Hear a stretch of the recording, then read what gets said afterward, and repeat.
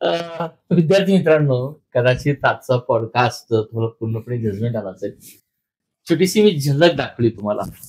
आता सचिन सर आहेत. तुम्ही जर सचिन सरांना जर या अवस्थेमध्ये जर पाहिलं, तर मला नाही वाटत कोणी त्यांची व्हॅल्यू करेल, की ईश्वरानं दिलेलं मी म्हणतो की देणगी आहे. सरांनी त्याची देणगीमध्ये रूपांतर केलंय. काय? आज सरांना 80% अपंगत्व आहे. आणि असं बसल्यानंतर सर कोणीही म्हणणार नाही, की सर एक पर्सन विथ डिसॅबिलिटीज आहे. स्पर्धा परीक्षेमध्ये ज्याला आपण PWD म्हटलं जातं. आज सरांना इथे बसायचं जरी म्हटलं, तर मिनिमम 2 लोकांची मदत लागते. पाणी पीत असताना देखील कोणाची तरी हेल्प लागते. आज सर अवलंबून आहे. म्हणजे आज पॉडकास्टचा विषय काय तुमच्या लक्षात आला का? तुम्ही आणि आम्ही. ज्यांना 2 हात आहे, ज्यांना 2 पाय आहे, ज्यांना बोलता येतं, ज्यांना पळता येतं, ती देखील आपण रडत असतो. कशासाठी रडत असतो? कोणी पैशासाठी रडतंय, कोणी यशासाठी रडतंय, तर कोण कशासाठी रडतंय हे आपल्यालाच माहित नाहीये. मला वाटतं आज आपण सचिन सरांकडे जर बघितल्यानंतर असेच एकेकाळी पळणारे, असेच एकेकाळी दौडणारे, संपूर्ण मजा करणारे सचिन सर जीवनामध्ये असं काही एक वेगळं वळण लागतं आणि पूर्णपणे ते अपंगत्वाला मी म्हणतो बळी पडतात. आणि आज बळी पडल्यानंतर ते पूर्णपणे आपल्या जीवनाच्या दिशेला, जीवनाच्या यशाला, करिअरला वेगळं वळण देतात. मला वाटतं सामान्य सचिन ते व्हीलचेअरवर असणारा सचिन आणि व्हीलचेअरवरून यशाची हाक देणारा सचिन आज हाच आपल्या पॉडकास्टचा विषय आहे. परत मी रिपीट करतोय. Podcast insight with Praveen positive way या चॅनलमध्ये मी प्राध्यापक प्रवीण विश्वनाथ बुगे या कार्यक्रमाचा होस्ट तुमचं मनापासून स्वागत करतोय. आजच्या पॉडकास्टचा विषय आहे सामान्य सचिन ते व्हीलचेअरवरचा सचिन आणि व्हीलचेअरवरून यशाची हाक देणारा सचिन. खूप काही हा पॉडकास्ट निघून जातो. सर मनापासून मी तुमचं स्वागत करतो. धन्यवाद सर. एक आपण एक बोलताना सर मला तुम्ही एक प्रसंग सांगितला होता की तुम्हाला अशा अवस्थेमध्ये पाहिल्यानंतर एका विद्यार्थ्यांना किंवा सन्मान्य व्यक्तीने बोललो की तुम्ही सर अपंग नाहीतच आहात, तुम्ही काहीतरी नाटक करता. तो प्रसंग जरा सांगितला म्हणजे आमच्या प्रेक्षकांना पूर्णपणे जजमेंट. सर नक्कीच. मी म्हणजे जसं मी सांगतो का 80% डिसेबल आहे. मोस्ट ऑफ द लोकांना बिलीव्ह होत नाही की आय एम 80% डिसेबल. तर काही लोकांनी म्हणजे कमेंट मध्ये पण असतात किंवा काही लोकांनी तर सगळं सांगितलं तू अपंग नाहीयेस, म्हणजे तू ड्रामा करतोय. मग त्या व्यक्तीला मी लगेच मी काय म्हटलं वेट केलं आणि मी त्यांना म्हटलं मला थोडंसं मदत करा, मला पकडा. आणि त्यांनी ज्यावेळेस मला पकडलं आणि ज्यावेळेस मला बॅलन्स करता येत नाही माझं शरीर, त्यावेळेस त्यांना कळलं की नाही अरे खरंच आहे. म्हणजे माझ्याकडे गव्हर्नमेंट ऑफिशियलचं 80% डिसेबिलिटी सर्टिफिकेट आहे. पण मी एक असं म्हणजे नॉर्मली चेअरवर बसलो किंवा सोफ्यावर बसलो तर असं वाटत नाही की मी म्हणजे चॅलेंज पर्सन आहे किंवा फिजिकल डिसेबल आहे. येस, तर तो एक प्रसंग आहेच. ओके. आता पहा मी प्रवास सांगतो जो सचिन सरांचा तुमच्या आणि आमच्यासारखा प्रवास. 2006 12वी पास झालं. 2008 डिप्लोमा पास झालं. 2008 नंतर काही वर्षांना त्यांनी पूर्णपणे बीफार्मला ऍडमिशन घेतलं. 2012 मध्ये त्यांचं बीफार्म कम्प्लीट झालं. तो सर्वांचा प्रवास असतो. अगदी मस्त मजेत काम चाललेलं असतं. कॉलेजचं लाईफ आपण एन्जॉय करत असतो. अगदी सेम प्रवास. अगदी सामान्य असणारा सचिन. परत मी उल्लेख करतो बरं का. 2012चा उल्लेख पहा, ज्या व्यक्तीचं ग्रॅज्युएशन तुम्हा आम्हासारखं 2 हात 2 पाय पळणारं झालं, नंतर त्यांचं एमफार्म झालं. एमफार्म झाल्यानंतर चांगल्या MNC कंपनीमध्ये चांगल्या पद्धतीने ते जॉब करत होते आणि जीवनामध्ये असं काही त्यांना वळण लागलं. एक विचित्र वळण म्हणूया, ज्याला आपण सर्वजण टेक्निकल भाषेमध्ये इन्सेप्टिस म्हटलं जातं. त्याचे थोडक्यात शिकार झाले आणि पूर्णपणे त्यांना जो काही म्हणूया पॅरालिसिस काइंड ऑफ पॅरालिसिस म्हणूया. आज सरांना त्यानंतर जी काही अवस्था होती सरांची, ऑलमोस्ट 6 महिने पूर्णपणे कोमात असणारे. एमफार्म झाल्यानंतर MNC कंपनीमध्ये काम करत असताना कोमात असणारे सर, ज्यांना बोलता येत नव्हतं, ज्यानंतरची कंडिशन अशी होती की ज्यांना लिहिता येत नव्हतं, ज्यांना कोमात होते, ज्यांना बोलता येत नव्हतं, शब्द बोलता येत नव्हते, लिहिता येत नव्हतं. आज जर तुम्ही विचार केला ना, मला सचिन सरांचं एक वैशिष्ट्य सांगावं लागतं. ज्यांना चालता येत नव्हतं, आज महाराष्ट्रातील प्रत्येक कॉलेजमध्ये सर जातात. प्रत्येक कॉलेजमध्ये लेक्चर डिलिव्हर करतात. ज्यांना लिहिता येत नव्हतं, त्या व्यक्तीचे आज आपल्याकडे जी काही जीपॅट, नायपॉड, ड्रग इन्स्पेक्टरची तयारी करतात, त्यांची पुस्तकं आहेत आणि एक वेल नोन क्लास सर कंडक्ट करतात ऍज अ करिअर काउन्सिलर. ज्या वेळेस आपल्याला संपूर्ण आपला निसर्ग आपल्या विरुद्ध बोलतो, वागतो, त्यानंतर सरांनी स्वतःची स्ट्रेंथ ओळखली, सरांनी स्वतःचा इंटरेस्ट ओळखला, ताकद ओळखली आणि त्यांनी एक नवीन प्रोफेशन तयार केलं, ज्या प्रोफेशन मध्ये आज सर झोकून तयार करतात. प्रत्येक वर्षी कितीतरी शेकडो विद्यार्थी आज सरांच्या हाताखाली तयार होतात. जीपॅट असेल, नायपर असेल, स्पर्धा परीक्षेची तयारी करतात आणि आजच्या पॉडकास्टच्या माध्यमातून तुम्ही आणि आम्ही इन्स्पायर होतो. नाही, इन्स्पायर व्हायलाच पाहिजे. ईश्वरानं आपल्याला सर्व काही दिलं असताना आपण काहीतरी कारण सांगतो. परत मी रिपीट करतोय, ज्यांना बोलता येत नव्हतं, ज्यांना लिहिता येत नव्हतं, जे कॉमामध्ये होतात, जस्ट 4-5 वर्षानंतर सर्वांना बोलता यायला लागलं, तेही प्रयत्नानं, आणि त्यांनी प्रवास सुरुवात केला. आजचा पॉडकास्ट हीच जी यशोदाही यात्रा आहे, ही यात्रा त्यांनी कशी केली, त्यांचा पर्सनल प्रवास आहे. पण मला वाटतं तो पर्सनल प्रवास तुम्हा आम्हाला नक्कीच नक्कीच मार्गदर्शन करेल. सर, जो काही तुम्हाला जे काही वळण लागलं, ज्यामुळे तुम्ही 80% पूर्णपणे डिसेबल झाला, मला वाटतं त्या वळणापर्यंत आपण लगेच शिरण्या अगोदर जो तुमचा नॉर्मल जीवनाचा प्रवास होता, तुम्ही कुठून आलात किंवा कुठे तुमचं ऍस्पायरेशन्स काय होतं, जीवनाकडे तुम्ही काय म्हणून पाहत होता, काय बनायचं होतं, ती जर लोकांना कळाली तर मला वाटतं आपण त्या पॉइंटवर येणं योग्य राहील. नक्कीच सर. 9 सप्टेंबर 1988 माझी जन्मतारीख आहे आणि ज्यावेळेस माझा जन्म झाला, एक शेतकरी कुटुंबामध्ये मी जन्मलो. माझं जे गाव आहे एकदम म्हणजे खेड्या गावाप्रमाणे गाव आहे. तिथं प्रायमरी स्कूल पण नव्हती, जिल्हा परिषद शाळा पण नव्हती. तर शिक्षणाच्या निमित्ताने 3 वर्षाचा मी असल्यापासून शिक्षणाच्या निमित्ताने बाहेर गावीच होतो चुलत्यांकडं.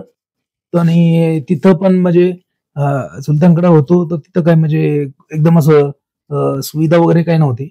पण शिक्षणासाठी तिथं सगळे घनकामामध्ये सगळं म्हणजे एक 1 किलोमीटरवरनं पाणी वगैरे आणणे, त्याच्यानंतर जे चुलती जे काय काम सांगतील, जे काय हाऊस होल्ड ड्युटी सांगतील त्या करणे. जसं फॉर एक्झाम्पल झाडून घेणे है ना, किंवा किराणा वगैरे आणणे, किंवा माझ्या सिबलिंग्स चुलत भाऊ बहीण आहे त्यांना सांभाळणे, त्यांचं सगळं म्हणजे लहान मुलाचं जे जे गोष्टी असतात ते करणे है ना.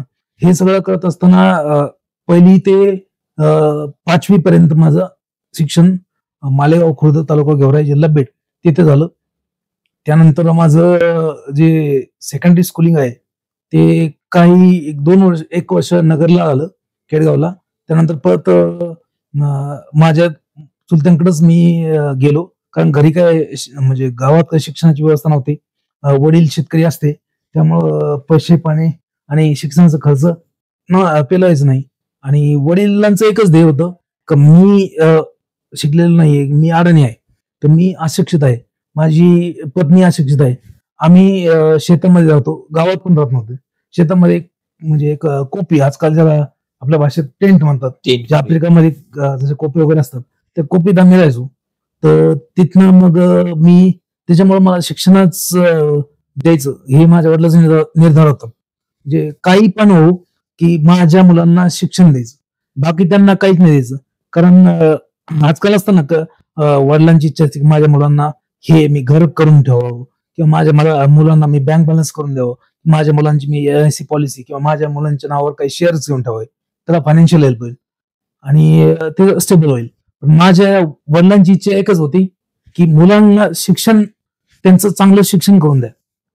आणि एकदा का त्यांचं चांगलं शिक्षण झालं, हे सगळ्या त्या गोष्टी त्या ऑटोमॅटिक ते स्वतःच करतील. म्हणजे त्यांना मला कमवून ठेवायची गरज नाही, मी फक्त शिक्षणापुरतं त्यांना कशी हेल्प करता येईल ते मी करतो, ऑटोमॅटिकली कमवतात. नंतर माझं सेकंडरी स्कूल गडीला, म्हणजे गडी तालुका गड जिल्हा बीड तिथं झालं. माझं म्हणजे कॉलेज पण, ज्युनियर कॉलेज पण तिथं झालं, जय भवानी ज्युनियर कॉलेज गडी. आणि 12th झाल्यानंतर मार्क्स पण चांगले पडले आणि मार्गदर्शन नाही, मग करायचं काय पुढं, है ना.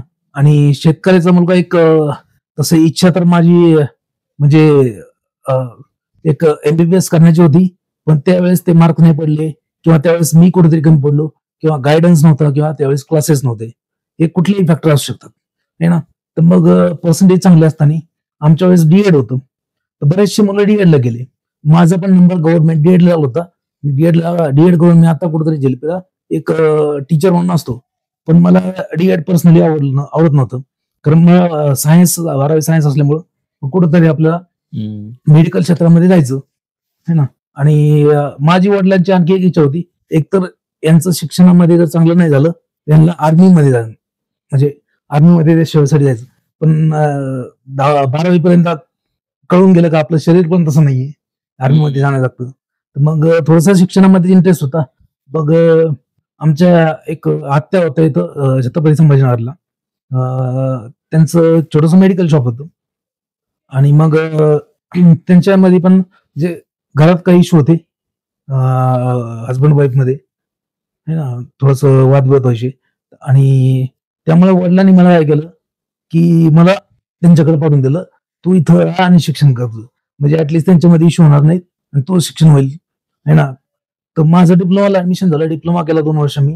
तिथं पण भरपूर जे नाही ते सगळे कामं केले, भांडी घासण्यापासून, फरशी पुसण्यापासून, कपडे धुण्यापासून, त्यानंतर बाकीचे ते किराणा आणणं वगैरे, किंवा भाजी निसणं, स्वयंपाक करेपर्यंत कामं केले. दर संडेला आणि सॅटर्डे संडेला मेडिकलवर जायचं. सॅटर्डेला कॉलेज बुडून जायचं मेडिकलला. सॅटर्डे संडे 2 दिवस माझ्याकडे मेल करायचं. तिथं मी मेडिकल शिकलो आणि मेडिकलचा डिटेलचा अनुभव आला. आणि डिप्लोमाला चांगले मार्क्स पडले, 78% पडले त्यावेळेस. आणि माझा डायरेक्ट सेकंड इयरला नंबर मला JSPM वाघोली. ओके सर, तुम्हाला इथं मुद्दाम इंटरप्ट करतो. आता सर, जो तुम्ही मला 2000 मला वाटतं ऑलमोस्ट 8 पर्यंतचा प्रवास मला पूर्णपणे केला, हा प्रवास तुमचा पूर्णपणे नॉर्मल होता, नॉर्मल, कुठलाही अपंगत्व नव्हतं, नाही.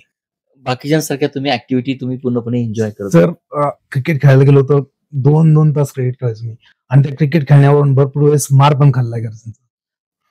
मित्रांनो, सर क्रिकेट खेळायचे हे लक्षात घ्या, सगळं घरकाम करायचे, मेडिकलमध्ये काम करायचे, म्हणजे त्यावेळेस सर फिजिकली डेफिनेटली होते तुमच्या आणि माझ्यासाठी.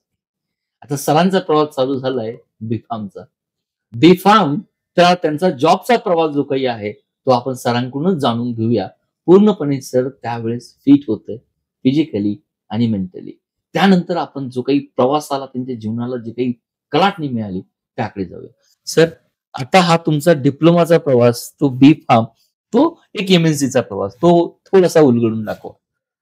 सर 2008ला डिप्लोमा पास आउट होऊन लॅटरल एंट्री मध्ये बीफार्मला ऍडमिशन झालं, JSPM वाघोली नियर बाय, तुम्हाला तर माहितीच आहे. आणि बीफार्म सेकंड इयर एक 4 ते 5 महिने पुरतील अशी, म्हणजे खर्च जो आहे 4 ते 5 महिने खर्च पुरेल असा घरनं वडिलांकडनं पैसे भेटलेले होते. तर आल्यानंतर ते 4 ते 5 महिन्याचे पैसे एका महिन्यातच संपून गेले, कारण ते 4 महिन्याच्या पैशाचे मी बुक्स घेतले, रेफरन्स बुक विकत घेतले, आणि ते सगळे पैसे संपले. मग आता मी घरी फोन केला, म्हणजे त्यावेळेस गावामध्ये आमच्या सरपंचाकडे नोकियाचा मोबाईल होता, त्यांच्या मोबाईलवर मी कॉइन बॉक्सवरनं फोन केला, वडिलांना माझ्या असाच निरोप द्या, पैसे पाहिजेत मला, है ना.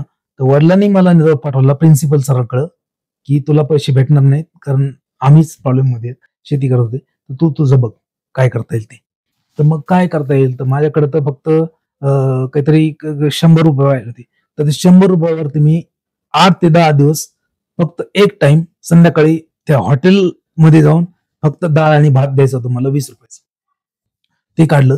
पण मग तोपर्यंत मी काहीतरी आपल्याला जॉब करायचा, आपल्याला काय करता येईल. मग मी प्रत्येक मेडिकलवर व्हिजिट केली वाघोलीमध्ये आणि विचारलं की बाबा मला काहीतरी जॉब भेटेल का. तिथल्या एका मेडिकलवाल्यांनी सांगितलं की बाबा आमच्याकडे नाईटला रिक्वायरमेंट आहे, तुम्ही नाईटला थांबणार असेल तर तुम्ही जॉब करू शकता.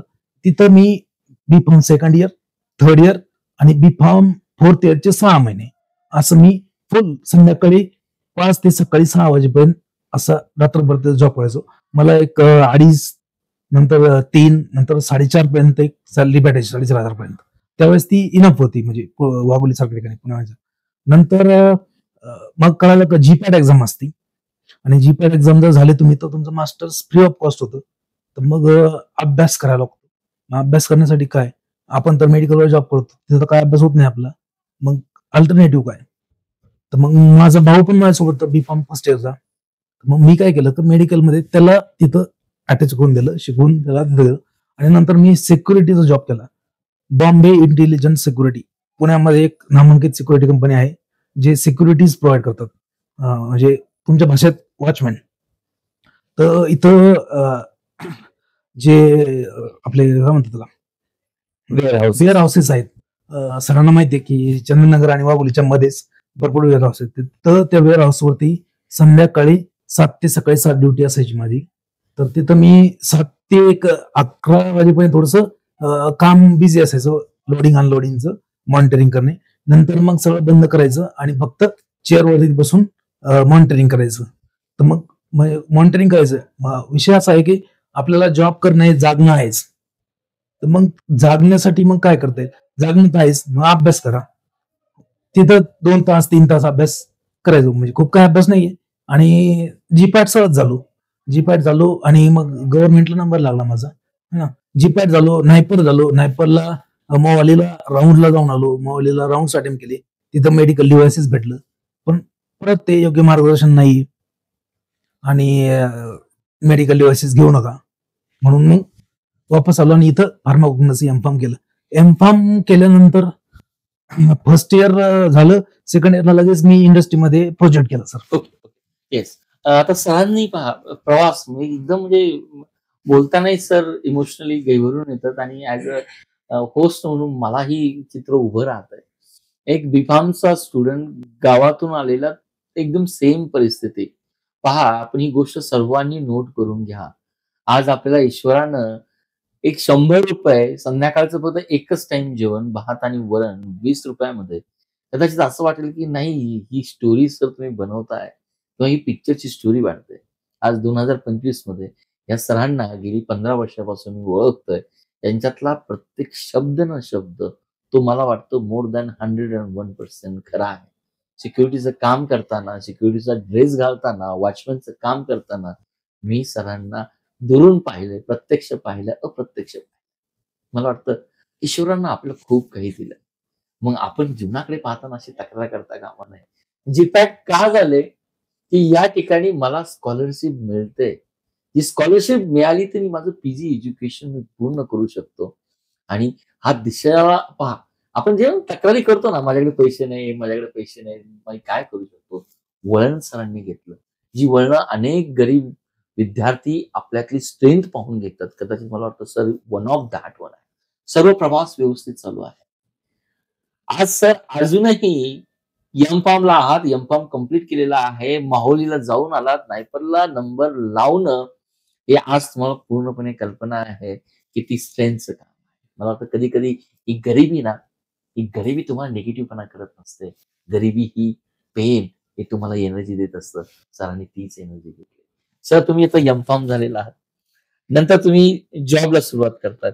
तो जॉब तुम्ही कसा निवडला, काय इंटरव्ह्यू झाला, तो एक आम्हाला थोडासा. सर 2012 मध्ये सिनारिओ असा झाला की म्हणजे फार्मसीचं थोडंसं सॅच्युरेशन चालू झालं आणि जॉब्स लिमिटेड झाले, जॉब भेटत नसायचे.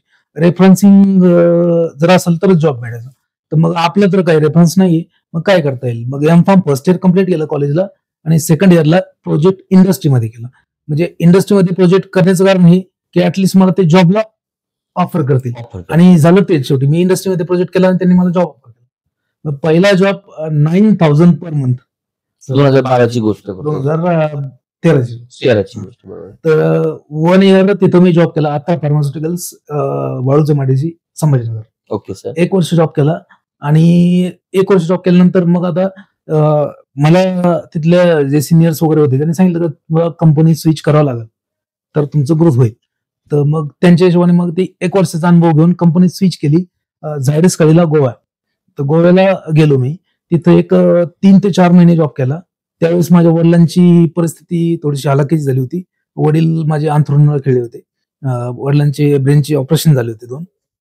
त्यांना मार लागल्यामुळं. तर मग मी अचानक एक दिवशी मला काहीच कारण नसतं मला असं वाटलं की मला घरी जायचं. का वाटलं काही नाही, आणखी मला त्याचं उत्तर मिळालं नाही. आणि त्या दिवशी मी गावाकडे आलो. कंपनीत मॅनेजरला सांगून की मला सुट्टी पाहिजे. आलो आणि त्या दिवशी संध्याकाळी वडिलांना शेवटचा ग्लास पाण्याचा मी पाजला आणि वडील त्यानंतर हाफ एन आवर मध्ये गेले. ठीक आहे. तर वडील वारले तर 10-15 दिवसात ते सगळं म्हणजे विधी वगैरे ओळखले. नंतर प्रश्न पडला की आता वडील नाहीयेत, इन्कम सोर्स बंद, आता करायचं काय? 2 भाऊ आहेत लहान. मग म्हटलं आता गोव्याला वापस जाऊन जॉब करणं आपल्याला परवडणार नाही, कारण आपली शेती पण आहे इथं आणि 2 भाऊ आहेत, घरी सांभाळणार कोण नाहीच आहे. मला तरी त्यांनी ऑफर दिली होती की तुम्ही आणखी 15 दिवस सुट्टी घ्या किंवा महिनाभर सुट्टी घ्या, पण तुम्ही या, कारण तिथं मॅन पॉवरची गरज होती. क्वालिटी कंट्रोलला मॅन पॉवर लागतो आणि झायडस चांगली कंपनी. तर मग त्याच्याऐवजी मग मी ठरवलं की आपण इथंच लोकली कुठेतरी जॉब पाहूया. मग मी Ajanta pharmaceuticals Paithan FDA approved plant तिथं अप्लाय केलं. तिथं मला जॉब लागला आणि तिथं एक 3 ते 4 महिने जॉब केला मी. Okay sir. पहा, सरांचं डिप्लोमा बी फार्म, नंतर एम फार्म, इंडस्ट्रीचा प्रोजेक्ट, नंतर एक झायडस कॅडिला सारखी एक चांगली उत्कृष्ट कंपनी, ज्याच्या परिस्थितीमुळे परत सर औरंगाबादला आले, अजिंठ्याला आले, सगळं काही फिट, 2 हात 2 पाय सर्व त्या दृष्टीनं अगदी व्यवस्थित. नेहमी परिस्थिती हालाकीची होती, म्हणजे आपण फिजिकली जे म्हणतो ना, अगदी सर फिट होत आहे. पण ह्या अजिंठ्याला आल्यानंतर 3 वर्षामध्ये 3 महिन्यामध्ये सरांनी उल्लेख केला, पूर्णपणे त्यांच्या जीवनाला एक कलाटणी मिळाली. मला ती कलाटणी कशी मिळाली तीच आपण सरांच्या तोंडूनच ऐकली. सर 3 महिने जॉब केला. मला वाटतं की मार्च 2014 मी जॉईन झालो. एप्रिल, मे, जून हे 3 महिने आणि जुलैमध्ये मी जुलै एक 14 ऑगस्टलाच मी आजारी पडलो. जे 14 ऑगस्टच्या दिवशी मी कंपनीत गेलो होतो. सकाळी माझं जे काय रुटीन जॉब होता, अनालिसिस करणे वगैरे HPLCचा, तर मी करत होतो. पण मला खूप जास्त अशक्तपणा आला आणि फिवर आला, चिल्स आले. मग मी टीम लिडरला बोललो की मला आता थोडंसं बरं वाटत नाही, मला जायचं. तर ते म्हणे की आपल्या कंपनीचं जे कॉन्ट्रॅक्ट असतो, जे पेशंट असतात त्यांना जाऊन दाखवा. मी हाफ डे घेऊन लिव्ह घेऊन त्यांना दाखवलं आणि त्यानंतर एक MD ला पण दाखवलं. तिथं ते म्हणले थोडंसं व्हायरल इन्फेक्शन असू शकतं, तुम्हाला आराम करणं गरजेचं आहे. ठीक आहे. त्यांनी मला IV वगैरे दिले. त्यानंतर माझे ब्लड टेस्ट वगैरे केले, रॅपिड मलेरिया टेस्ट वगैरे केले. त्या ऑब्व्हियसली निगेटिव्ह आली रॅपिड मलेरिया.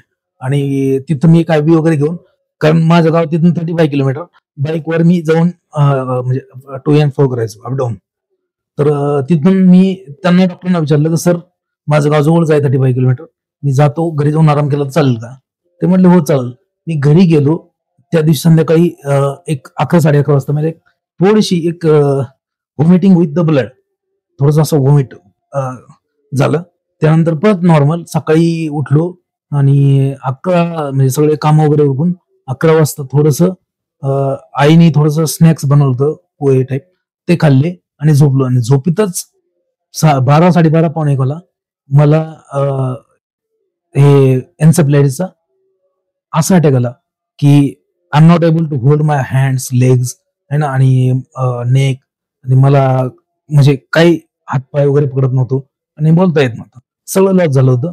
तिथनं मला कसतरी गावातल्या लोकांनी उठून परत आणलं पैठणला मला त्यांनी घेतलं नाही, ऍक्सेप्ट नाही केलं. मग औरंगाबादला आणलं. त्या दिवशी मला संध्याकाळी 12:30 वाजता बेड भेटलं मॅक्स हॉस्पिटलला. तिथे ऍडमिट झालो. त्यानंतर एक 1:15 मला थोडस परत रिकव्हरी सारखं झालं, म्हणजे मी कॉन्शियस झालो. भावाच्या हाताला पकडून वगैरे वॉशरूमला वगैरे जाऊन आलो. आणि आम्हाला सकाळी डिस्चार्ज करायचं असं आमचं ठरलं दोघांचं. डॉक्टरांसोबत पण बोलणं झालं. पण मग रात्री 2 वाजता कुठं जायचं म्हणून स्टे करायचं सकाळपर्यंत हॉस्पिटलला. तर सकाळी 4:30 वाजता मला सीझर्स चालू झाले आणि एवढे सीझर्स कंटिन्यू चालू झाले, जर आपण स्टेटस इपिलेप्टिकस म्हणतो, तर हम्म. सीझर चालू झाले आणि परत एकदा अनकॉन्शियस झालो. आणि जसं अनकॉन्शियस झालो, कम्प्लीट 17 डेज अनकॉन्शियस होतो, मला काही माहित नव्हतं. आणि माझं शरीर पूर्ण असं गळाल्यावानी झालं, म्हणजे पूर्ण, म्हणजे शरीर एक डेड बॉडी कशी असते तशी. माझ्याकडे फोटोज पण आहेत, ते पाहून पण कोणाला विश्वास बसणार नाही, डेड बॉडी सारखंच शरीर आहे माझं. तर झालं पूर्णपणे 17 दिवसाचं. 17 दिवसानंतर ज्यावेळेस माझा डोळा उघडला, त्यावेळेस मला व्हेंटिलेटर लावलं होतं, मला व्हेंटी लावलेला होता कंटिन्युअस. आणि मला हे टाकलेलं होतं, ट्यूब, रेल्स ट्यूब म्हणतात त्याला, रेल्स ट्यूब टाकलेली होती. आणि मला पाणी पिता येत नाही, मला जेवता येत नाही, मला मान पण वळता येत नाही. तर मला जे काही अन्न पाणी होतं ते रेल्स ट्यूबच्या मार्फत डायरेक्टली स्टमक मध्ये टाकायचं. मित्रांनो, कदाचित सरांचा प्रवास पहा, पूर्णपणे कोमामध्ये, पूर्णपणे मान, हात, पाय पूर्णपणे पडलेले. म्हणजे एक विचार करा, पूर्णपणे बेड रिडन. जो कंपनीमध्ये काम करणारा रेग्युलर, अचानक जीवनाला काहीतरी जशी चांगली दिशा मिळते, कुठेतरी जीवन खूप मागे गेल्यासारखं. आता हा कशामुळे झाला? आपण सर्वजण टेक्निकल विद्यार्थी आहोत. मला वाटतं इनसेपरेटाइज हा उल्लेख सर करतायत. ऍक्च्युली सरांकडून जाणून घेऊया, कारण सर गेली 10 वर्षापासून मुलांना जीपॅड, नायपर याचे क्लासेस घेतात. स्वतः सरांचा कोलॉजीवर पूर्णपणे हँड आहे. तर थोडासा मुद्दा मी डायव्हर्ट करतो. थोडंसं एक इनसेपरेटिव्ह काय असतं, थोडंसं त्यावर जरा मला वाटतं तुम्ही कथन करा. ऍक्च्युली एन्सेफलायटिस म्हणजे जसं आपल्याला बॅक्टेरियल इन्फेक्शन झालं ब्रेनला किंवा ब्रेनच्या लेयर्सला, आपण त्याला मेनिंजायटिस म्हणतो. तसंच व्हायरल इन्फेक्शन जर झालं त्याला एन्सेफलायटिस म्हणतात. आणि आय थिंक जे माझे पेशंट्स होते किंवा त्यांना जे डॉक्टर होते ज्यांना दाखवलं, त्यांना ते डायग्नोज नाही झालं. आणि डायग्नोज न झाल्यामुळं आणि फर्दर कॉम्प्लिकेशन झाल्यामुळं मला रिकव्हरी भेटलेली नाही. आज मी रिकव्हर नाहीये त्याच्यामुळेच आहे. कारण प्रॉपर डायग्नोसिस खूप महत्वाचं असतं आणि प्रॉपर ट्रीटमेंट देणं खूप महत्वाचं असतं. आणि त्यानंतर मग एक 16-17 दिवसानंतर मग कोमामधनं मी रिकव्हर झालो. आणि नंतर एक 3 महिने अगेन मला जनरल वॉर्डला शिफ्ट होतो. मला स्वतः बेडवरनं उठता येत नव्हतं. इव्हन मान जी आहे ना, ते एका साईडला पडली राहायची, असं पण, म्हणजे मान पळवता येत नव्हती. तर नंतर मग मला थोडं त्यांनी ट्रीटमेंट चालू केली परत. आणि फिजिओथेरपीला मला इनिशियली फिजिओथेरपी फक्त माझ्या बोटल धरायचे, थोडस एक 2 किंवा 5 सेंटीमीटर माझा पाय असा उचलायचा प्रयत्न करायचे. तर एवढा पेन व्हायचा मला, है ना. तर म्हणजे तेवढं पण मुवमेंट नव्हतं, तेवढी पण स्ट्रेंथ नव्हती. आणि नंतर मग डॉक्टरने सांगितलं, आता तुम्ही इथं हॉस्पिटलमध्ये ठेवून उपयोग नाहीये, बिल वाढवण्यात पण तुम्ही घरी घेऊन जा. पूर्णपणे सरांनी खूप छान पद्धतीने सांगितलं. कधी कधी आपलं जर डायग्नोसिस चुकीचं झालं तर त्याला आपलं आयुष्यभर आपल्याला भोगावं लागतं. पण सर या परिस्थितीला दोष देत नाहीये. 3 महिने झाले पूर्णपणे सर बेडवर आहात. आणि आता बेडवर असल्यानंतर त्याच्या मनाची अवस्था काय झाली असेल. अगदी सामान्य घर, परिस्थिती सामान्य, बिले आपल्याला भरायचंय. नंतर सर या टीचिंग प्रोफेशन मध्ये कसे वळले, त्या प्रोफेशनकडे आपल्याला जायचंय. सर आज ज्या ताकदीनं, ज्या इन्स्पायरिंग वे तुमच्याशी संवाद साधताय, तो हा प्रवास कसा झाला? कदाचित आज सरांकडे जर पाहिलं तर तुम्हाला विश्वास बसणार नाही, मलाही विश्वास बसणार नाही. पण आज सर बोलताना जे काही गैरवरून येतात, कारण त्यांनी ते पाहिलंय, त्यांनी ते अनुभवलंय. आणि आम्हाला लोकांना जर सर्व काही दिलं असेल तर मला वाटतं रडणं हे आपल्याला शोभत नाही, मलाही शोभत नाही, तुम्हालाही शोभत नाही. आज सर ज्या खुर्चीवर, ज्या चेअरवर आज माझ्याशी संवाद साधताय, आज महाराष्ट्रातल्या मोर दॅन 300 ते 400 कॉलेज, अगदी ते अमरावती असू द्या, अगदी ते विदर्भ असू द्या, अगदी ते कोकण असू द्या, कर्नाटक असू द्या, कुठल्याही स्टेटमध्ये सर जातायत, मुलांची संवाद करतायत. पूर्णपणे बेड रिडन झालेले सर. सर मला तुम्ही आता सांगितलं होतं की तुम्हाला बोलताही येत नव्हतं 4-5 तर वर्षाचा काळ. थोडसा डिस्चार्ज झालं मला. आणि त्यानंतर म्हणजे बोलता पण येत नव्हतं मला. आणि नंतर मला सरांनी, म्हणजे डॉक्टरने फिजिओथेरपी सजेस्ट केली, पण मला जर बसताच येत नाही उठून, है ना, तर मग मी फिजिओथेरपीला जाणार कसं? तर मी होम व्हिजिट करायची फिजिओथेरपिस्ट मला. थोडंसं बसण्याचा थोडस प्रयत्न, जसं थोडं हळूहळू 6 महिन्यानंतर मला स्ट्रेंथ आली थोडीशी. तर मला थोडंसं असं टेकून बसायचं, ते पण कॉर्नर मध्ये, कारण कॉर्नर मध्ये दोन्ही साईडने सपोर्ट असतो कॉर्नरला. तर दोन्ही इकडे पण पडणार नाही, इकडे पण पडणार नाही. कॉर्नर मध्ये बसवायची मला. कॉर्नर मध्ये बसवायचे. लिटरली मला आई जेवायला घालायची, ते पण फक्त लिक्विड आहे, कारण सॉलिड जर खाल्लं मला अटकायचं. आणि ठसका लागायचा.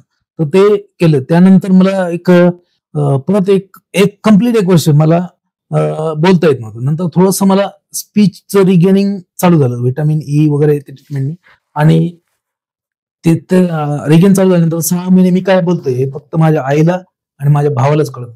बाकी कोणीही आलं तर त्यांना मी काय बोलतोय हे कळत. हा म्हणजे पूर्णपणे पॅरालिसिसचाच, इन्सेफॅलायटिसचाच आपण म्हणूया इफेक्ट असतो. इन्सेफॅलायटिसचाच इफेक्ट आहे. म्हणजे तुम्हाला बोलता येत नव्हतं Yes. 6 महिने. 6 महिने. आता जे तुम्ही बोलताय हे आता क्लिअर बोलतोय सर. म्हणजे 2019 पर्यंत मला क्लिअर बोलता येत नव्हतं. माझी पिच एकदम लो साऊंड करायची.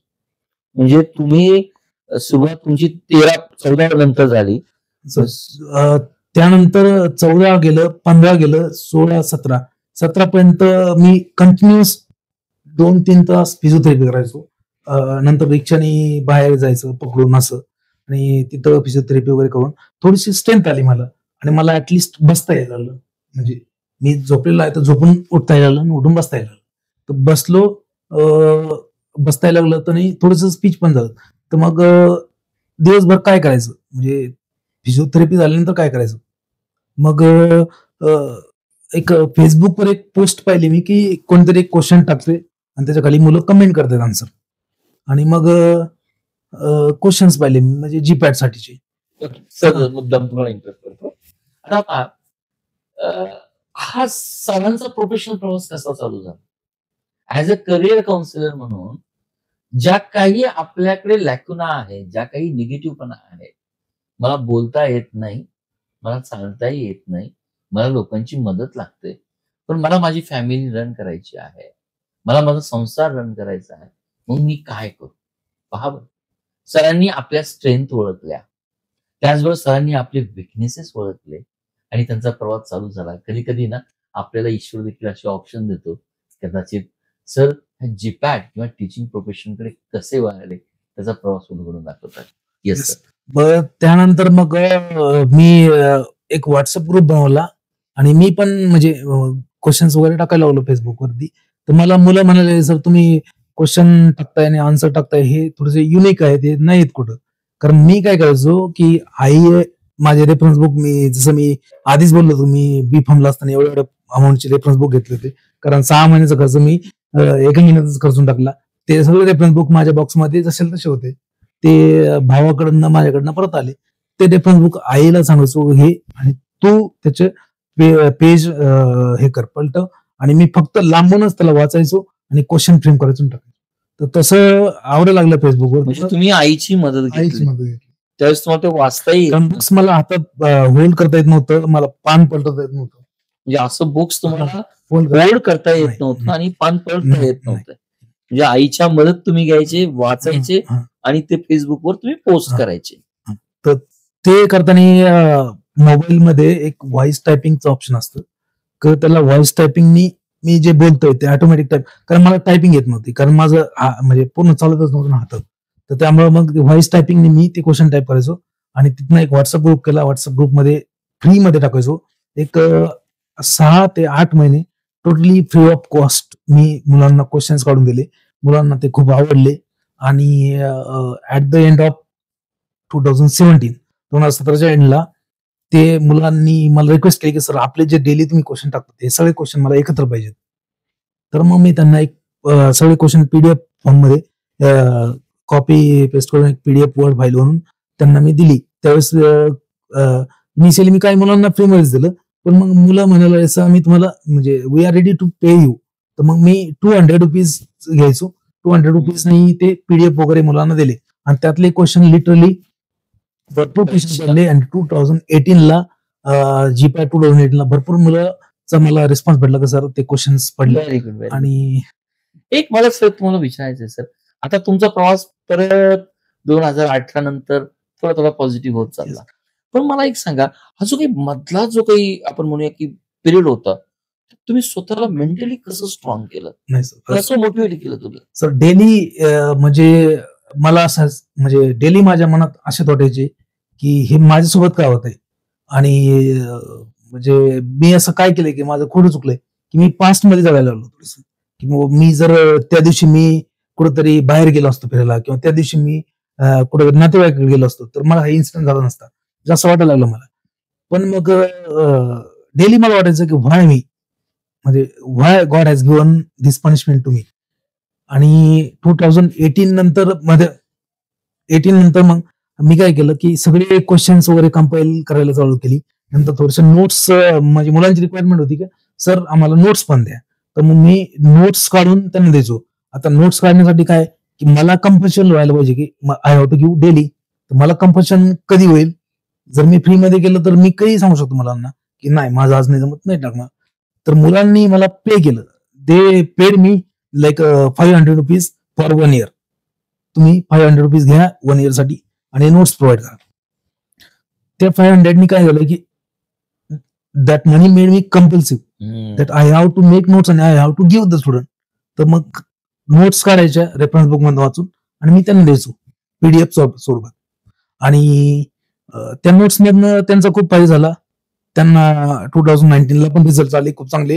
आणि 2019 नंतर 2020 ला सगळ्या नोट्स कंपाईल केले, एक बुक पब्लिश केलं.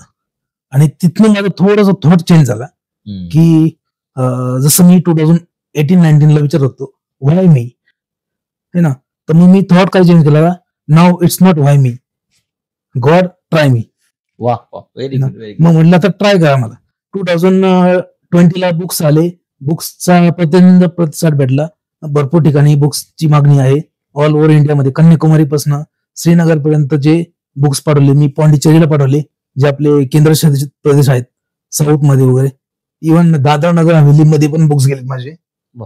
तो आहे कुठं ते मला पण माहित नाही, पण एक इतिहासामध्ये शिकलेलं का दादर नगर हवेली किंवा पॉंडिचेरी हे केंद्रशासित प्रदेश आहेत.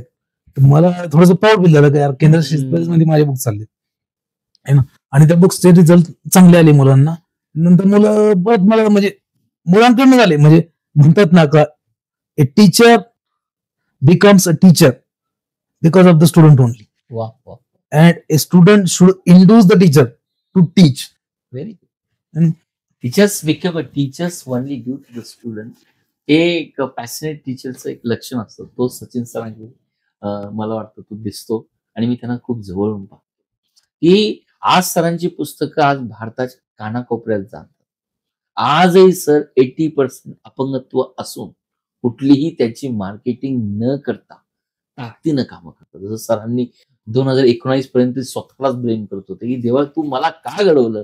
ते प्रश्न पहा किती सुंदर केला, विचारलं की देव मला ट्राय करतो.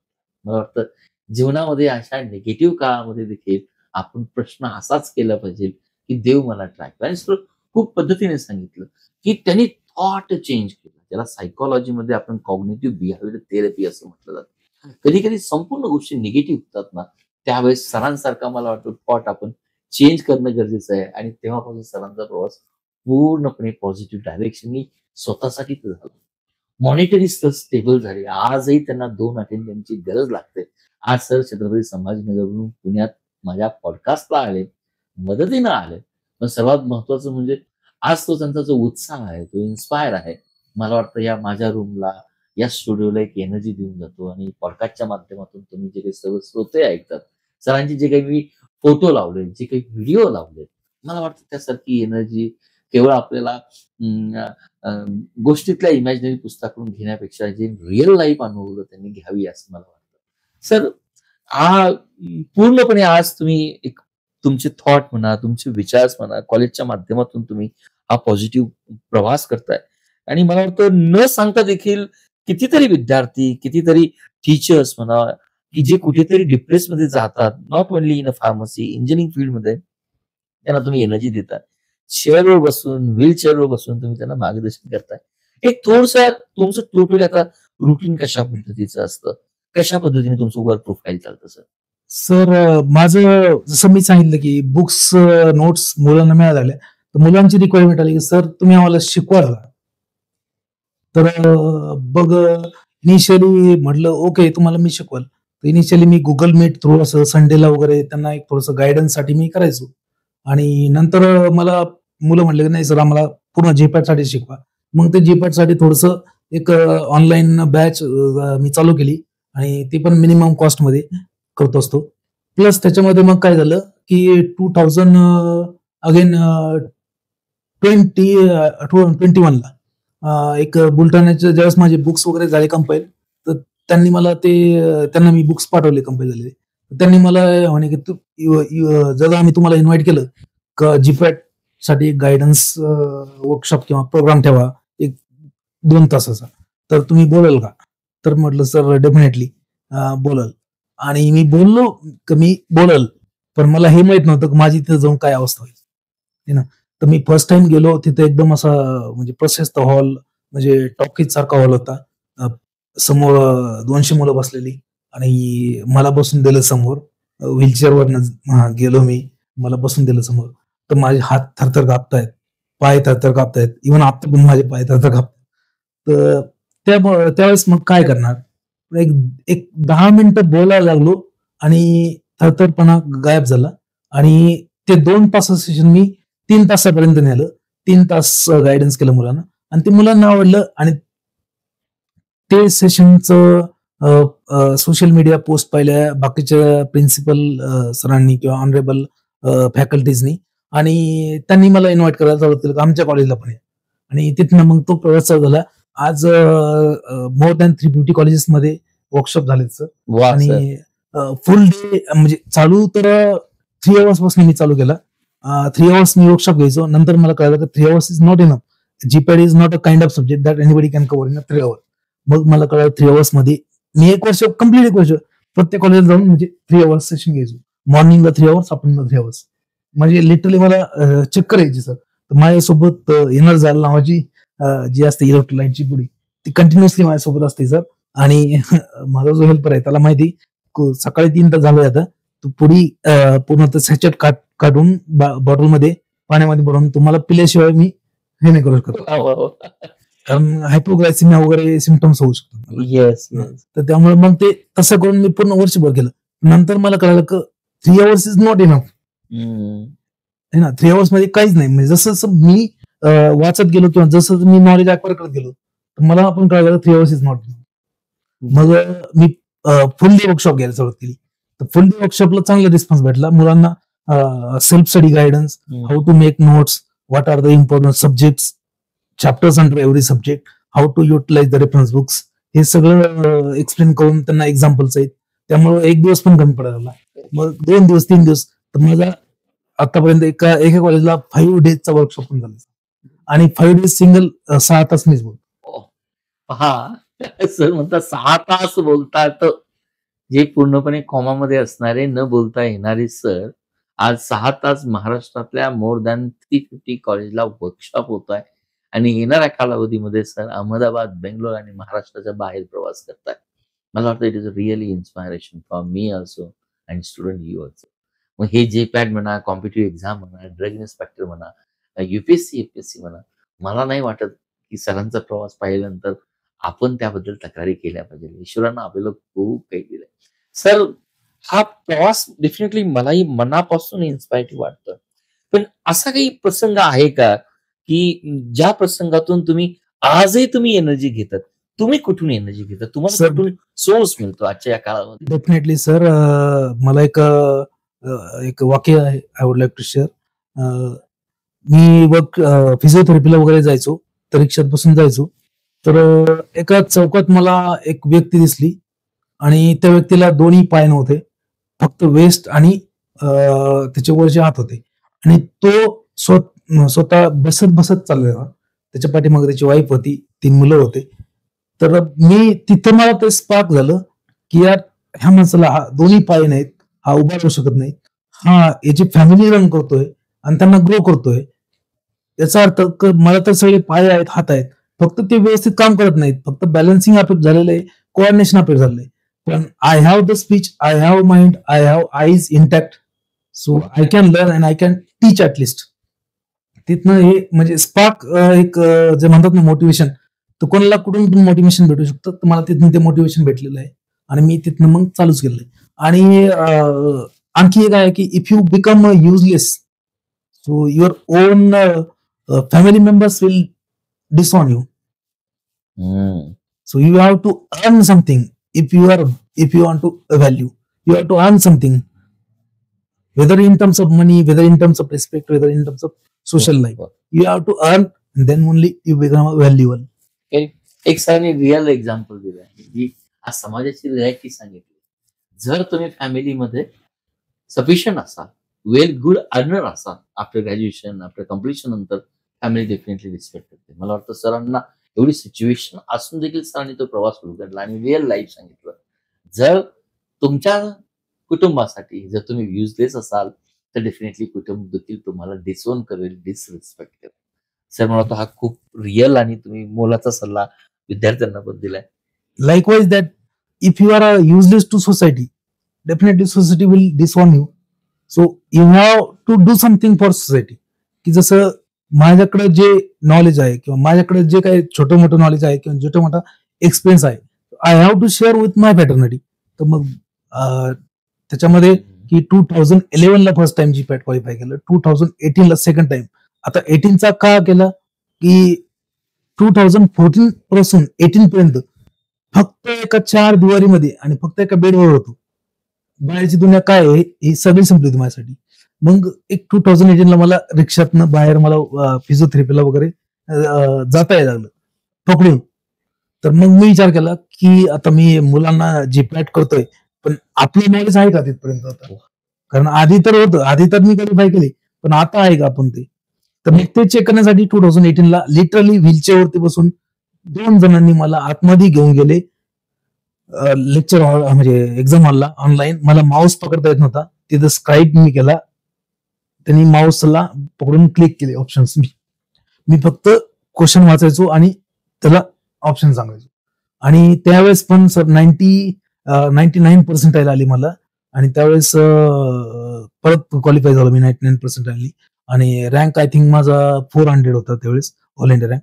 आणि तिथनं 2018 ला, मग 2018 ला झालं परत. मग 2019 ला मी स्वतःहून मला एन्करेजमेंट भेटली की आपण आणखी काय पॅटर्न मध्ये चेंज होतोय, जेणेकरून आपल्याला कळायला पॅटर्न चेंज झालाय, तर आपण आपल्या विद्यार्थ्यांना सांगू शकतो किंवा आपण आपल्या मित्रांना सांगू शकतो जे फेलो फार्मासिस्ट आहेत. मग 2019 ला, 20 ला, 21 आणि 23, 24 हे सगळे जीपॅट माझे क्वालिफाय आहेत. आणि खास तुम्ही जीपॅट क्वालिफाय यासाठी झालेला आहात की ज्या विद्यार्थ्यांना मला शिकवायचं आहे त्या विद्यार्थ्यांना शिकवण्यासाठी, whether I am fully prepare or not prepare. बरोबर असेल मला म्हणायचा उद्देश. तर मग विद्यार्थ्यांना पण एक त्यांना पण एक आपण एक्सपिरियन्स शेअर करू शकतो ना, की बाबा काय पॅटर्न चेंज आहे किंवा कशा टाईपचे क्वेश्चन आता ते विचारतायत किंवा काय, जेणेकरून आपल्याला जेवढं काही मुलांसाठी करता येईल, देता येईल ते देतं है ना. तर असं कन्झिक्युटिव्हली 7 टाइम्स मी जीपॅट झालो. नाही पण आधीच 2011 ला झालो होतो. 2018 मध्ये जसं मी सांगितलं जीपॅटला मी गेलो, तसंच ESIC 2018 गव्हर्नमेंट फार्मसीची वॅकन्सी आली होती, त्याचा मी फॉर्म भरला आणि तिथं पण मी गेलो, तशी एक्झाम दिली आणि तिथं पण माझं सिलेक्शन झालं होतं. पण त्यावेळेस माझी कंडिशन एवढी खराब होती की मला माऊस पण पकडता येत नव्हता, कारण मी स्क्राईब करून पेपर द्यायचो. तर त्यावेळेस त्यांनी मला जॉबला घेण्यासाठी नकार दिला, रिजेक्ट केलं 2018 ला ESIC मध्ये गव्हर्नमेंटला. नंतर 2020 मध्ये DHS ची आरोग्य भरती आली होती. 2020 मध्ये मी पेपर दिला, पण ती आरोग्य भरती कॅन्सल झाली. 2021 मध्ये 2022 मध्ये DMER ची वॅकन्सी आली होती. DMER चा मी फॉर्म भरला, मी परत एक्झाम दिली. DMER मध्ये माझा रँक चांगला आला. मला फर्स्ट राऊंडलाच त्यांनी डॉक्युमेंट व्हेरीफायला बोलवलं, डॉक्युमेंट व्हेरीफाय झाले, पण त्यांनी पण हे सांगितलं की you are not suitable for job, you are not physically suitable for job. तर तिथं पण माझा गेला. त्यानंतर 2024 मध्ये परत DHS ची वॅकन्सी आली होती, तिथं पण मी फॉर्म भरला, तिथं पण मी अप्लाय केलं, तिथं पण माझं सिलेक्शन झालं, तिथं पण माझं डॉक्युमेंट व्हेरिफिकेशन झालं, तिथं पण मला रिजेक्ट केलं ह्या कारणामुळे. आणि याच्याकडे रिजेक्शनचे माझ्याकडे ऑफिशियल लेटर्स. हे पाहिजे किती महत्वाचा प्रवास. 7 वेळा जीपॅट क्वालिफाय होणं, नायपर क्वालिफाय होणं, फार्मासिस्ट ESI मध्ये पास होणं, क्वालिफाय होणं, परंतु आज 80% डिसॅबिलिटी असल्यामुळे न घेणं, हे टेक्निकल इश्यू सरांनी फेस केले. म्हणजे आज 3 फार्मसीचे एक्झाम, गव्हर्नमेंटची एक्झाम तयार करणं ही देखील ताकदीचं काम आहे. सर एवढं तुम्ही आजही अपयश स्वीकारताय, मला वाटतं तुमचे फ्युचरचे सध्या काय प्लॅन आहे? तुम्ही कसं स्वतःला प्रोजेक्ट करता? जेणेकरून आमच्या विद्यार्थ्यांनाही कळेल की या यश आणि अपयशामध्ये देखील आपण प्रोजेक्शन करणं गरजेचं आहे. ते म्हणतात ना सर की तुमचं सुख कशात आहे. जर तुमचं सुख तुमच्यासारख्या कोणामध्ये असेल तर तेच सुख आहे असं आहे. कारण माझं स्वप्न होतं की नायपर मधनं मी MS किंवा MTech व्हावं आणि चांगल्या जॉबला लागावं. पण तिथं काही कारणास्तव नाही झालं सिलेक्शन. तर आता मी विद्यार्थ्यांना ओरडून सांगतो की पण तुम्ही हे करा, ह्या पद्धतीने फॉलो करा, ही स्ट्रॅटेजी यूज करा, तुम्हाला इझी होईल. आणि माझे म्हणजे जे विद्यार्थी नायपर मध्ये आहेत तर त्यांना पाहूनच त्यांच्या सुखामध्येच आपलं सुख आहे असं समजतात. आणि इथून पुढे आता I want to do my PhD also, म्हणजे I want to complete my PhD.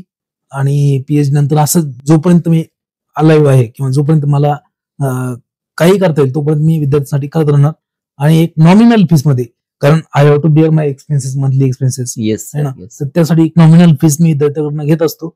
आणि काही विद्यार्थी मला फोन करतात, जसं मला आठवतंय 2023 मध्ये मला एक फोन आला काश्मीरमधनं, की त्या मुलांचा फोन आला काश्मीरमधला, सर आमच्याकडं तुम्हाला तर माहिती है, आपको मालूम है इतना प्रॉब्लम होता है, सो मुझे बुक चाहिए लेकिन मैं अफोर्ड नहीं कर सकता अमाउंट. तर मी त्याला बुक पाठवले ते.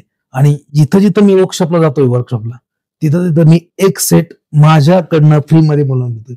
हे मी नाही सांगत, माझ्यासोबतच्या जे येणारे, माझ्यासोबतचे जे असतात ड्रायव्हिंग करणारे किंवा जे हेल्पर असतात त्यांनाही विचारा, ते पण सांगतील तुम्हाला. ओके. माझं सरांनी जे काही स्वप्न त्यांच्यासाठी डिझाईन केलंय, प्लॅन केलंय, मला लवकरात लवकर डॉक्टरेट बनायचं आहे. मला वाटतं podcast insights with Praveen positive way या पॉडकास्टवर माझ्याही शुभेच्छा, सदिच्छा सरांच्या बरोबर आहेत. लवकरात लवकर सरांनी PhD करावी आणि तुमच्यासारख्या जे काही ऍस्पायरंट आहेत फार्मसी मधले, इतर एक्झाम्स मधलं, ज्यांना काही मोटिवेशन हवं आहे, इन्स्पायरेशन हवं आहे, मला वाटतं सरांचं एक one of the best example आहे. लवकरात लवकर सर तुमची PhD पूर्ण हो असे आम्ही सदिच्छा व्यक्त करतो. आणि मला या पॉडकास्टच्या शेवटी अ, हाच एक प्रश्न तुम्हाला विचारायचा आहे. जी काही आता मुलं हा पॉडकास्ट पाहतायत, त्यांचे पालक पॉडकास्ट पाहतायत, तुम्ही त्यांना काय सजेशन द्याल किंवा काय ऍडवाइस द्याल?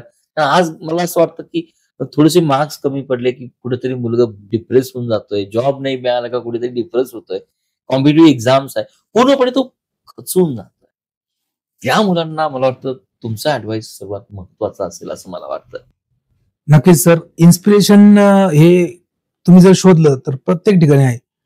म्हणजे जर तुम्ही एखादा मूवी पाहिला किंवा एखादा तुम्ही मोटिवेशनल टॉक्स ऐकले, तिथनं पण तुम्हाला इन्स्पिरेशन भेटू शकतो, है ना.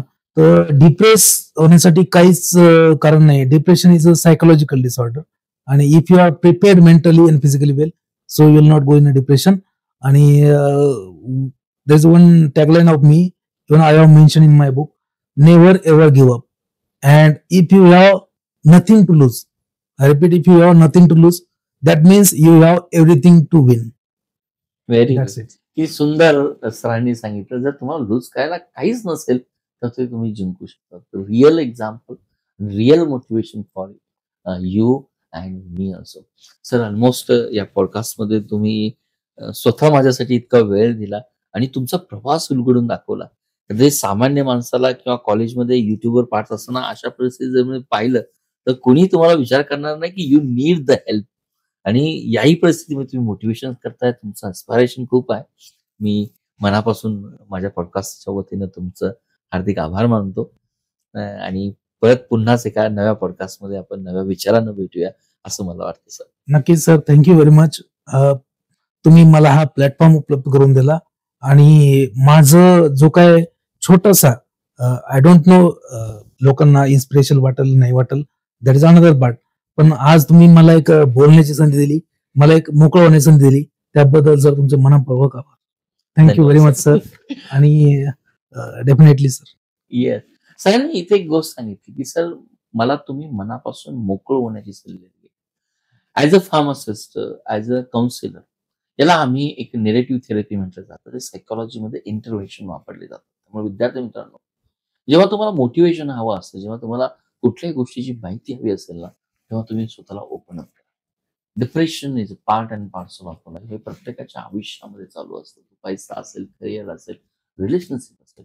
पण ज्यावेळेस तुम्हाला एखादा व्यक्ती, तो ईश्वर असेल, मित्र असेल, माझ्यासारखा करिअर काउन्सिलर असेल, ज्यावेळेस तो तुम्हाला ओपन अप होण्याची संधी देतो ना, पूर्णपणे ओपन अप घ्या. तुम्हालाच तुमच्या प्रॉब्लेम मध्ये उत्तर सापडलेलं असेल.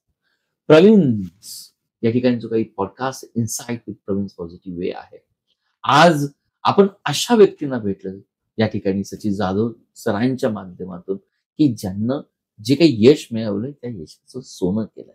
आज माझ्यासाठी ते एक मार्गदर्शन आहे, तुमच्यासाठी देखील ते मार्गदर्शन असलंच. जीवनामध्ये कुठल्याही स्टेजवर तुम्ही असा, आपल्याला मेंटॉर असलाच पाहिजे, आपल्याला गुरु असलाच पाहिजे. मे बी तो पुस्तकाच्या माध्यमातून असेल, मे बी तो आईवडिलांच्या माध्यमातून असेल, ईश्वराच्या माध्यमातून असेल, किंवा सचिन सरांच्या एखाद्या मेंटॉरच्या माध्यमातून असेल. आणि जर हा गुरु जर असेल तर तुम्ही रिसेप्टिव्ह बनतात आणि जीवनामध्ये पुढे जातात. सचिन सरांसारखं मला वाटतं त्यांच्याकडून हेच इन्स्पायरेशन घेणं गरजेचं आहे. आणि ते जर इन्स्पायरेशन मिळालं तर मला वाटतं ईश्वरनं मला खूप काही दिलेलं आहे. हाच आपल्या पॉडकास्टचा उद्देश होता. याच पॉडकास्टच्या माध्यमातून, याच सचिन सरांच्या माध्यमातून जीवनाकडे पॉझिटिव्ह दृष्टीने पहा आणि खूप लवकरात लवकर मोठा होण्याचा प्रयत्न करा. आणि ज्या प्रोफेशनमध्ये काम करतात त्या प्रोफेशनला न्याय द्या. तोपर्यंत पुढच्या पॉडकास्ट पर्यंत मी पुन्हा एकदा तुमचा आभार व्यक्त करतो. आणि हा जर पॉडकास्ट जर तुम्हाला आवडला असेल तर आपल्या मित्रांना शेअर करा, तो मित्रांना पाठवा, लाईक करा. आणि परत पुन्हा एकदा नवीन पॉडकास्टच्या माध्यमातून आपण भेटणार आहोत. मी तुमचं पुन्हा एकदा स्वागत करतो. आपण पुन्हा एकदा भेटूया नव्या व्यक्तीचं, नव्या अनुभवाचं, नव्या एनर्जी. धन्यवाद.